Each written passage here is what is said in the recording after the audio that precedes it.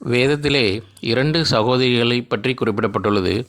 ஒருவர் மார்த்தாள், இன்னொருவர் மரியாள். ஆண்டவராகிய இயேசு கிறிஸ்து அவர்களுடைய வீட்டிலே பிரவேசித்த போது மார்த்தாள் அநேக வேலைகளினாலே கவலைப்பட்டு கலங்கி கொண்டிருக்கிறார். மரியாளோ ஆண்டவருடைய பாதத்தின் அருகே அமர்ந்து அவருடைய வசனத்தை கேட்டுக்கொண்டிருக்கிறார். மார்த்தாள் அவர் ஆண்டவரிடத்தில் இப்படியாக முறையிடும் பொழுது ஆண்டவர் சொல்கிறார், மார்த்தாளே, நீ அநேக காரியங்களை குறித்து கவலைப்பட்டு கலங்குகிறாய். தேவையானது ஒன்றுதான். மரியாள் தன்னை விட்டு எடுபடாத நல்ல பங்கை தெரிந்து கொண்டாள் என்று சொன்னார். இப்படியாக ஆண்டவருடைய பாதத்தில் அமர்ந்து அவருடைய வசனத்தை கேட்பதுதான் நம்மளுடைய வாழ்க்கைக்கு மிக முக்கியமான விஷயம். மற்ற வேலைகள் எல்லாம் அதில் நாம் அதிக கவலை கொள்ள வேண்டாம் என்று ஆண்டவர் சொல்கிறார். இப்படியாக நம்மை விட்டு எடுபடாத நல்ல பங்கான ஆண்டவராகிய இயேசு கிறிஸ்துவினுடைய பாதங்களை நாம் பற்றி கொண்டு அவரையே சேவிப்போம். ஆமேன்.